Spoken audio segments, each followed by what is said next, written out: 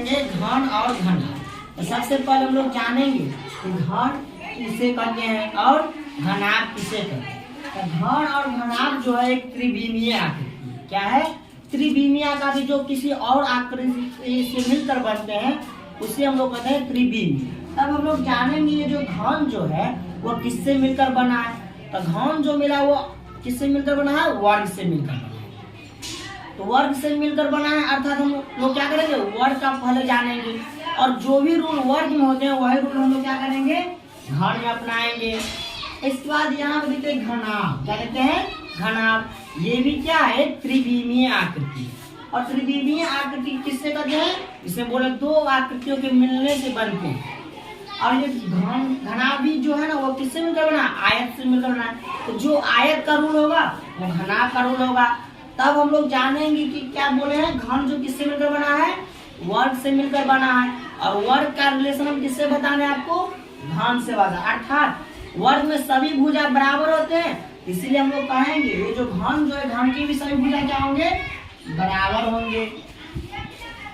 इसके बाद हम लोग पढ़ते हैं क्या कि वर्ग का क्षेत्रफल। वर्ग का क्षेत्रफल कितना होता है? भुजा स्क्वायर। क्या होता है?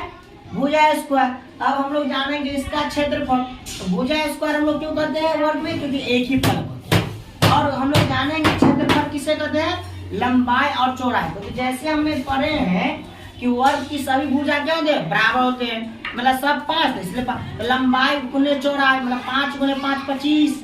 और यहाँ पर देख रहे 5वीं लंबाई है 5वीं चौड़ाई, तो इसीलिए हम लोग हैं वहां पर भुजा स्क्वायर। सेम इसी प्रकार घन का क्षेत्रफल। घन का क्षेत्रफल हम लोग जानेंगे कि घन किससे मिलकर बना है? वर्ग से मिलकर बना। अर्थात वर्ग का इसमें फॉर्मूला हम लोग क्या करेंगे? यूज करेंगे। वर्ग का फॉर्मूला क्या होता है? भुजा स्क्वायर। यहाँ पर लिखेंगे हम लोग भुजा स्क्वायर। क्या लिखेंगे?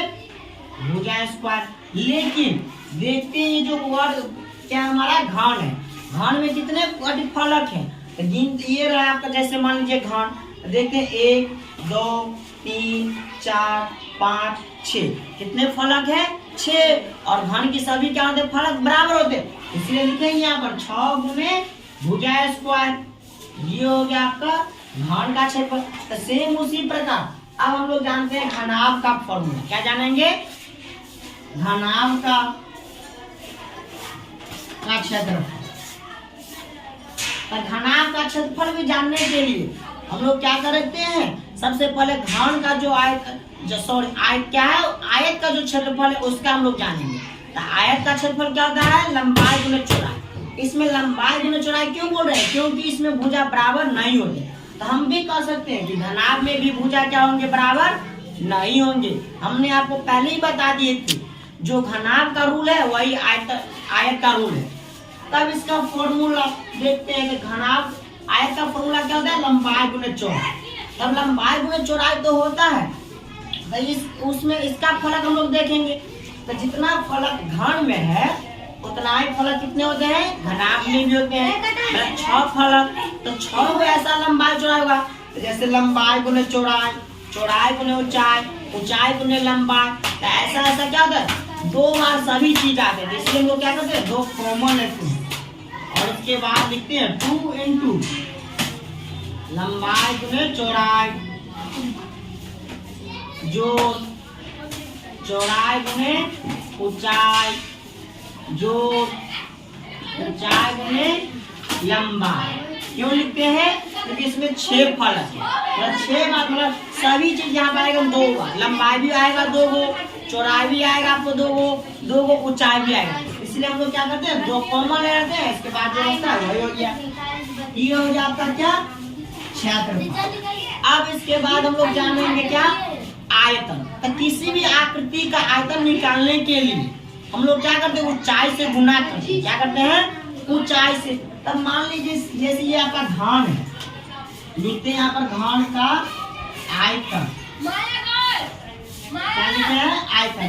घन का आयतन हम क्या बोले आपको कि किसी भी आकृति का आयतन निकालने के लिए आयतन सबसे पहली बात हम लोग जानेंगे कहते किसको? तो अंदर की चीज को हम लोग कहते हैं आयतन। और अंदर की चीज को निकालेंगे कैसे? तो उसका सबसे पहले हम लोग क्या करेंगे? क्षेत्रफल निकालेंगे।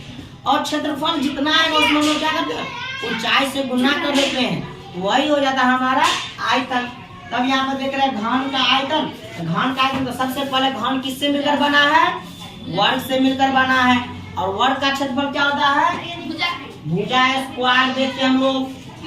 और इसमें हम लोग क्या करेंगे? ऊंचाई से गुना करेंगे, तब हमको क्षेत्रफल आएगा। हम लोग जानते हैं कि इसका सभी क्या होते हैं? बराबर होते हैं। इसलिए मान लीजिए ऊंचाई से गुना करते हैं। ऊंचाई भी क्या है? भुजा है, तो भुजा से गुना करेंगे।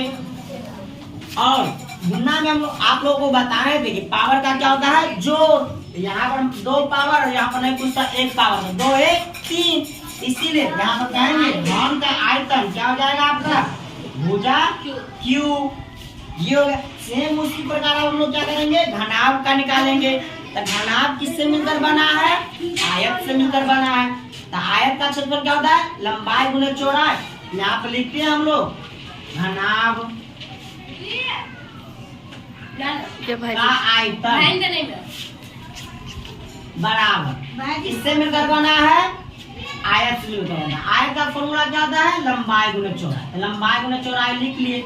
लेकिन अब इसमें हमने लंबाई गुने चौड़ाई क्यों लिखे? क्योंकि आयत का जो होता है वो बराबर नहीं होता, लेकिन हमको निकालना क्या है?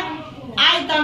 तो आयतन के लिए हम लोग क्या बोले? कोई भी आकृति हो उसमें हम लोग ऊंचाई से गुना करेंगे। तो इसमें हम लोग क्या करते हैं? ऊंचाई से गुना करते हैं। तो यही हो गया आपका घनाभ का आयतन। अब इसके बाद ये तो हो गया आपका फॉर्मूला। और इसी फॉर्मूला का हम लोग सवाल बनाने से पहले इसमें जानेंगे शीर्ष कितने होते हैं, भुजा कितने होते हैं, सतह कितने होते हैं। इसमें जो सतह होते हैं आपको पहले बता दिए हैं, कितने होते हैं? 6 सतह। हम लोग जानेंगे क्या घन और घनाभ में क्या समान है और क्या समान नहीं। तो सबसे पहले हम लोग जानेंगे ये घन किससे मिलकर बना है? वर्ग। और वर्ग की सभी भुजा बराबर होते हैं। अर्थात हम लोग इसमें लिखेंगे घन के सभी भुजा बराबर होते हैं। अगर आप लोगों से पूछे कि घन के सभी भुजा बराबर क्यों होते हैं? क्यों? क्योंकि ये जो घन जो है वो किससे मिलकर बना है? वर्ग से मिलकर बना है। और वर्ग की सभी भुजा बराबर होते हैं, इसीलिए घन की भी सभी भुजा क्या होंगे? बराबर होंगे। लेकिन घनाभ के सभी भुजा बराबर नहीं होते। तो क्यों नहीं होते सभी भुजा बराबर? क्योंकि घनाभ जो है वो किससे मिलकर बना है?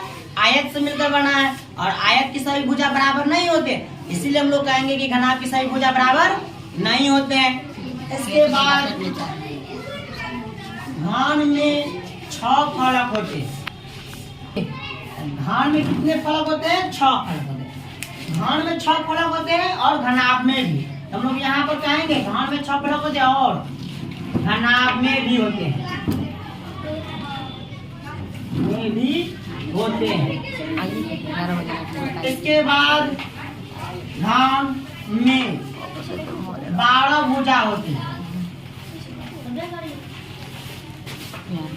कितने भुजा होते हैं? घन में 12 भुजा होते हैं, घनाभ में भी 12 भुजा होते लिखते हैं। और घनाभ में भी होते हैं। क्या होते हैं? 12 भुजा होते हैं। इसके बाद हम लोग करेंगे शीर्ष। क्या करेंगे? शीर्ष। घन में 8 शीर्ष होते हैं। हम लोग कहेंगे घनाभ में भी 8 शीर्ष होते हैं। कितने शीर्ष होते हैं? 8 शीर्ष होते हैं। ये हो गया आपको घन और घनाभ के बारे में। अब इसी घन और घनाभ पे हम लोग क्या करते हैं? कुछ इक्वेशन बनाते हैं।